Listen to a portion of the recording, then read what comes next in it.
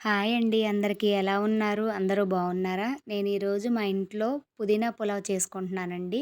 అది ఎలా చేసుకోవాలో మీకు చూపిస్తాను. నేను ముందుగా ఒక గిన్నెని తీసుకున్నానండి. దాంట్లో తగినంత నూనె పోసుకొని దాన్ని వేడి చేసుకున్నాను. ఇప్పుడు ఆయిల్ కొద్దిగా వేడెక్కింది కదండీ! దాంట్లోకి 2 దాల్చిన చెక్క, 2 మరాఠీ మొగ్గలు, 4 లవంగాలు, 2 యాలకులు, 2 బిర్యానీ ఆకులు, జాజి పువ్వు, జాపత్రి ఇలా వేసుకుని దీన్ని కొద్దిగా వేపుకోవాలి. ఇది కొద్దిగా వేగిన తర్వాత దీంట్లో కొద్దిగా కరివేపాకు వేసుకుందాం. కరివేపాకు కూడా కొద్దిగా వేగిందండి. ఇప్పుడు సన్నగా పొడవుగా కట్ చేసుకున్న ఉల్లిపాయ ముక్కలు, బంగాళదుంప ముక్కలు, క్యారెట్ ముక్కలు, ఒక టమాటా చిన్న ముక్కలుగా కట్ చేసుకుని వేసుకోండి. ఇవి ఇప్పుడు కొద్దిగా కలుపుకొని మూత పెట్టుకోండి. ఒక 2 నిమిషాలు ఇలా మూత పెట్టుకుని మగ్గించండి. ఇప్పుడు ఒక మిక్సీ గిన్నె తీసుకొని అందులో కొత్తిమీర, కడిగి పెట్టుకున్న పుదీనా, అల్లం ముక్కలు, పచ్చిమిరపకాయ ముక్కలు, పచ్చిమిరపకాయ మీ కారానికి తగ్గట్టుగా వేసుకోండి. ఒలిచి పెట్టుకున్న వెల్లుల్లి, ఒక చెక్క నిమ్మరసం ఇలా వేసుకున్న తర్వాత దీన్ని కావాలంటే కొద్దిగా వాటర్ పోసుకోండి.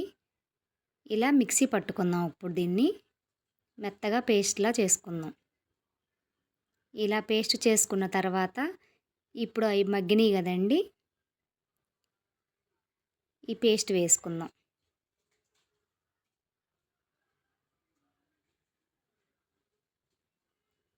దీన్ని కూడా ఇలా వేసుకొని మొత్తం కలిసేలాగా కలుపుకొని ఒక 2 నిమిషాలు మూత పెట్టుకుని మగ్గించుకోవాలండి.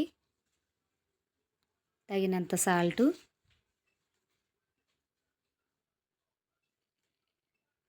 నేను ముందుగానే బాస్మతి బియ్యం 250 గ్రాములు తీసుకుని కడిగి ఒక అరగంట ముందు నానబెట్టుకున్నానండి.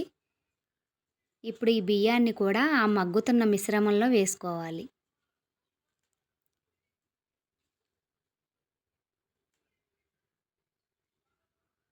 ఇలా వేసుకుని ఆ మిశ్రమం మొత్తం కలిసేలాగా కలుపుకోవాలి. ఇలా వేసుకుంటే ఆ బియ్యానికి ఫ్లేవర్ మొత్తం పడుతుందండి. ఇలా 2 నిమిషాలు మగ్గించుకున్న తర్వాత ఇప్పుడు నేను ఒక గ్లాసు బియ్యం తీసుకున్నాను కదండి, 250 గ్రాములు. దానికి 1.5 కప్పు వాటర్ వేసుకోండి. నేను ముందుగానే నానబెట్టుకున్నాను కదా, అందుకని 1.5 కప్పు వేసుకున్నానండి.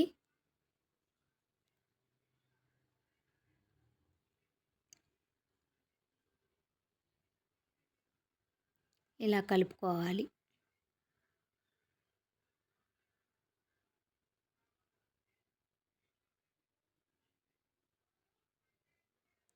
ఇప్పుడు ఇలా ఉడుకుతుంది కదా, దీంట్లోకి తగినంత గరం మసాలా వేసుకుందాం. ఉప్పు కూడా ఇందాక వేసుకున్నాం కదండి, మళ్ళీ ఒకసారి చూసుకోండి. సరిపోకపోతే ఇప్పుడు వేసుకోండి. వేసుకుని ఇలా కలిపేసి మళ్ళీ మూత పెట్టుకొని మగ్గించుకోవాలి. ఇంతేనండి, చూసారా? పుదీనా పులావ్ రెడీ అయిపోయింది. ఇప్పుడు రైతా తయారు చేసుకుందామండి. దానికోసం నేను పెరుగుని తీసుకున్నాను ఒక గిన్నెలోకి. దీన్ని ఉండలు లేకుండా చేసుకోవాలి. కొద్దిగా వాటర్ పోసుకుని కలుపుకోండి. ఇప్పుడు తగినంత సాల్టు,